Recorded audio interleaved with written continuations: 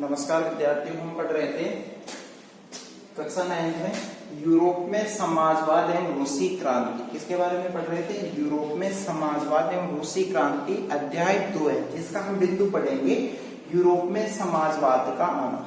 किस तरीके से यूरोप में समाजवाद स्थापित हुआ, इसके बारे में हम अध्ययन करेंगे इस बिंदु के माध्यम से कि यूरोप के अंदर जो समाजवाद है वो किस तरीके से स्थापित हुआ।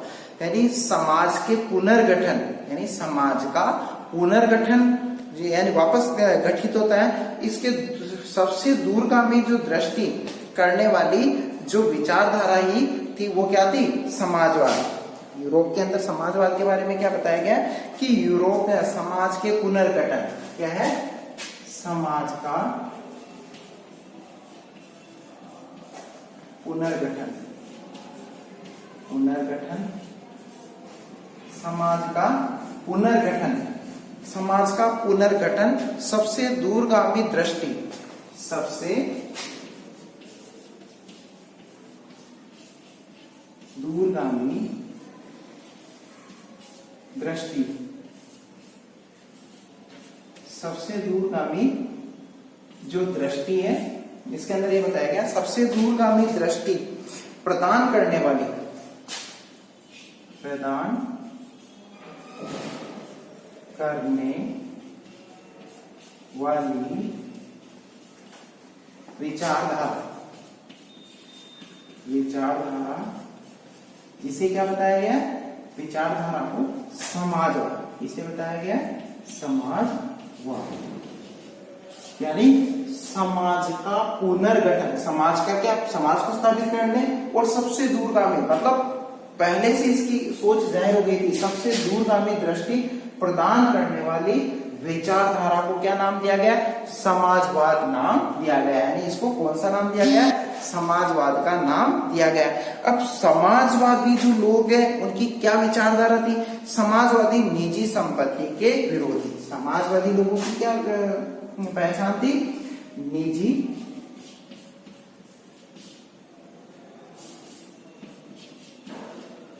संपत्ति,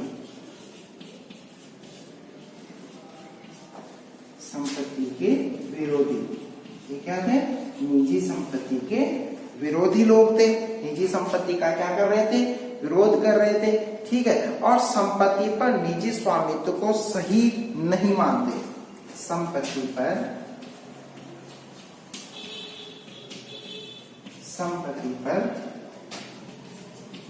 निजी स्वामित्व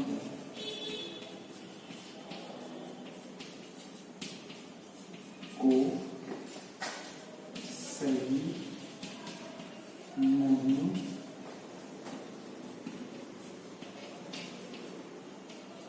क्या करते थे?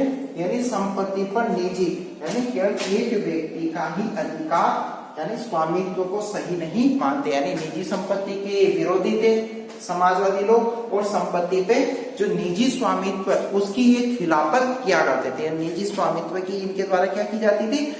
खिलाफत की जाती थी। और संपत्ति व्यक्ति को सिर्फ क्या होनी चाहिए? संपत्ति व्यक्ति को सिर्फ फायदे से ही मतलब रहता है। यानी संपत्ति से सिर्फ व्यक्ति को क्या रहता था? संपत्ति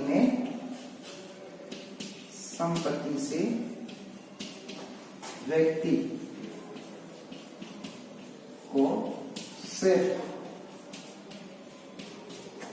फायदे से ही मतलब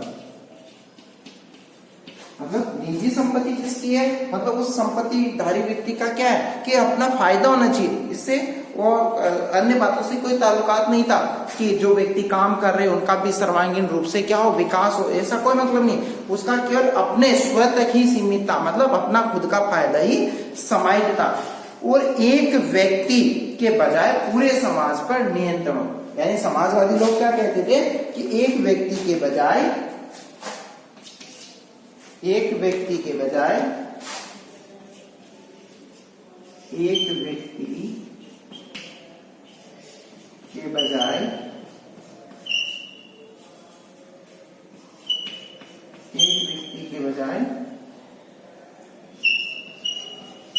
पति पर सभी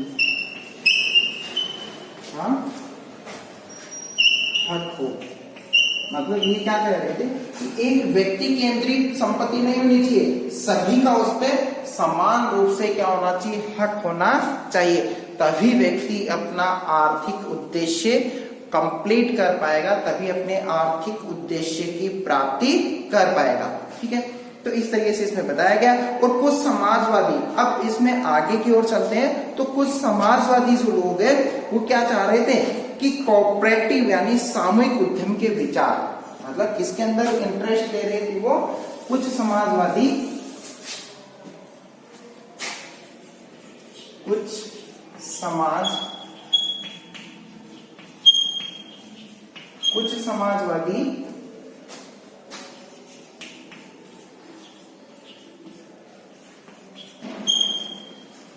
समाजवादी जो लोग हैं कोऑपरेटिव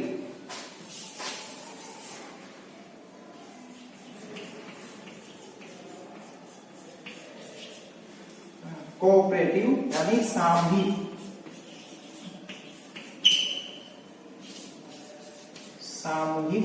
उद्यम पर बल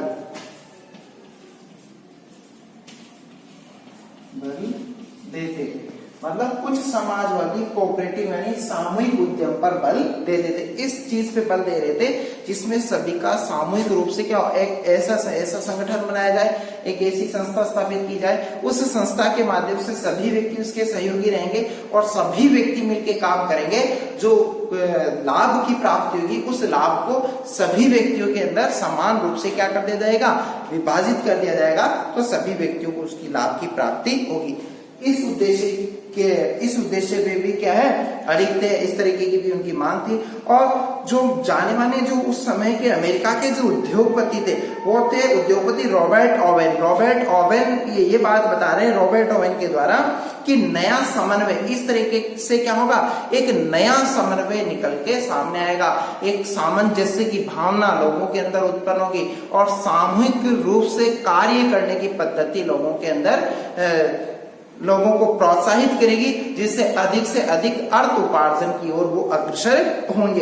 और दूसरी चीज कि सरकार पूंजीवादी उद्यमों की जगह सामूहिक उद्यमों को बढ़ावा दे। और जो समाजवादी लोग हैं उनकी क्या विचारधारा थी, और जो विचारधारा थी कि सरकार सामूहिक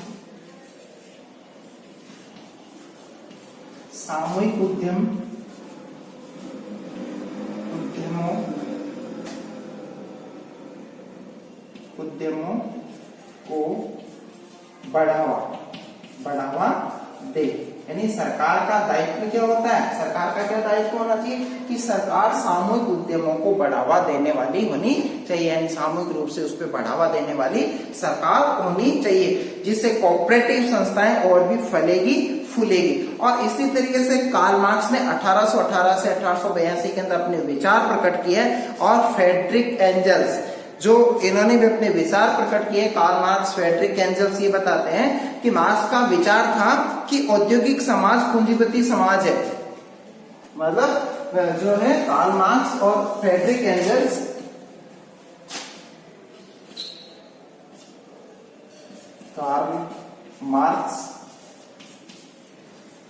व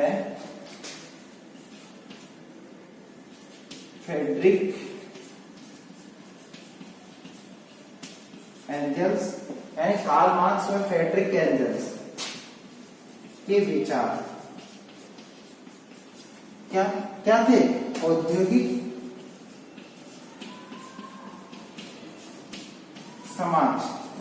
समाज कैसा समाज बताया गया है, औद्योगिक समाज ही पूंजीपति समाज है। यानी औद्योगिक समाज को किस दृष्टि से देखा कार्ल मार्क्स और फ्रेडरिक एंजल्स ने कि औद्योगिक समाज ही पूंजीपति समाज है। मतलब औद्योगिक समाज को किस रूप में देखा है? पूंजीपति समाज है जिसके उद्योग धंधे हैं, वो अकेला व्यक्ति क्या है? फल फूल रहा है, वो अकेला व्यक्ति ही क्या है? संपत्तिधारी व्यक्ति बन रहा है। ऐसा किसके द्वारा बताया गया?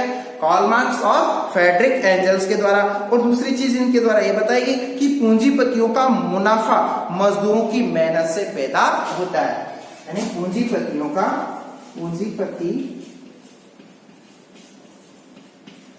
पूंजीपतियों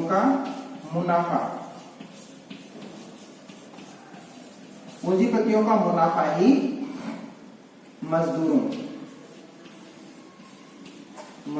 की मेहनत से उत्पन्न यानी पूंजीपतियों का मुनाफा ही मजदूरों की मेहनत से उत्पन्न होता है। यानी कि ये फ्रेडरिक एंजल्स और जो है कार्ल मार्क्स के द्वारा एक चीज बताई गई है कि पूंजीपति जो है उनको जो मुनाफा जो प्राप्त हो रहा है वो मजदूरों की वजह से ही प्राप्त हो रहा है। अगर मजदूर कार्य नहीं करेंगे तो कौन सा उनको फायदा हो जाएगा? फायदा किस आधार पर है? जो मजदूरों के द्वारा की गई मेहनत है उसी से पूंजीपति लोग फल फूल रहे हैं और मजदूरों को पूंजीवाद व निजी संपत्ति पर आधारित शासन को क्या करना चाहिए? उखाड़ फेंकना चाहिए। मजदूरों को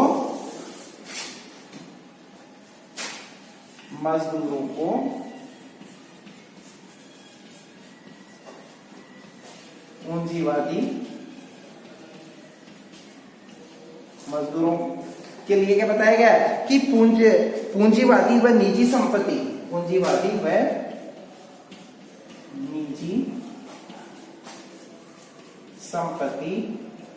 पर आधारित समाज को समाप्त कर देना चाहिए। ऐसा कार्ल मार्क्स के द्वारा बताया गया है कि समाजवाद के परिप्रेक्ष्य के अंदर कि पूंजीपति और जो निजी संपत्ति पर आधारित जो शासन है उस शासन को क्या करना चाहिए? समाज को या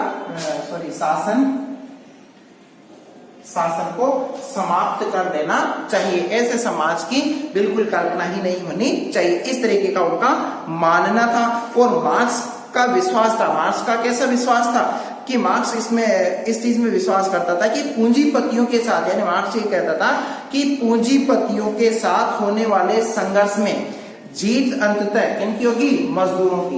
मार्क्स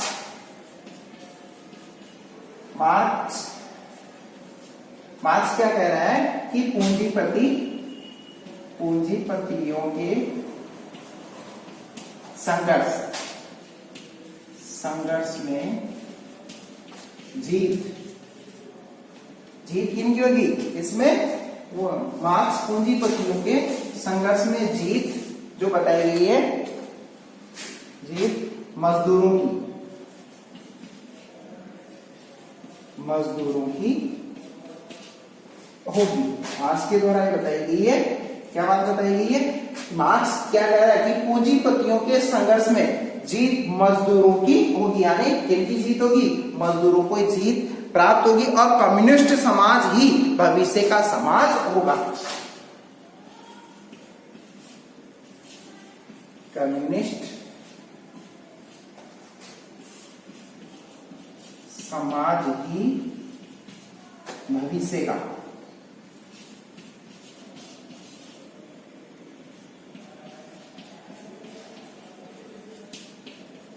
भविष्य का समाज होगा। यानी कम्युनिस्ट समाज ही क्या बताया गया? भविष्य का समाज बताया गया। कम्युनिस्ट समाज को ही भविष्य के समाज बताया गया। अब समाजवाद के लिए समर्थन जो नेक्स्ट इन दो के बारे में हम अध्ययन करते हैं कि किस तरीके से समाजवाद के समर्थन के अंदर बताया गया है।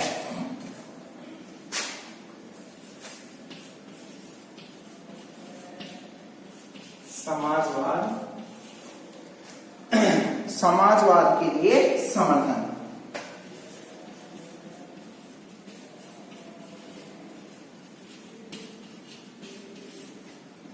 अब देखो समाजवाद के लिए समर्थन में ये चीज बताई गई है कि समाजवादियों ने द्वितीय इंटरनेशनल नाम से एक अंतरराष्ट्रीय संस्था भी बना ली। समाजवादियों ने एक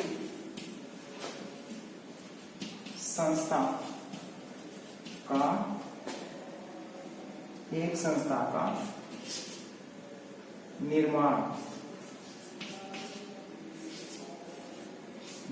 भी किया।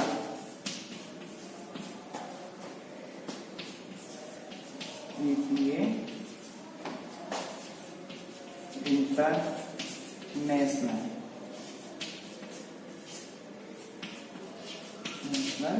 नाम से इस तरीके की एक संस्था क्या है, समाजवादियों के द्वारा बनाई गई है। ठीक है, ये समाजवादियों के द्वारा एक संस्था बना ली गई।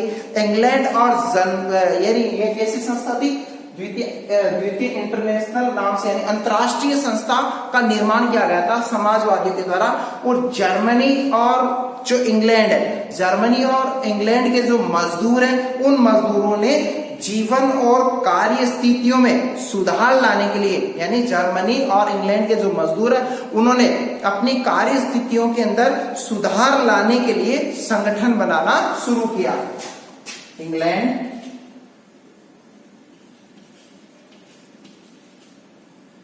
व जर्मनी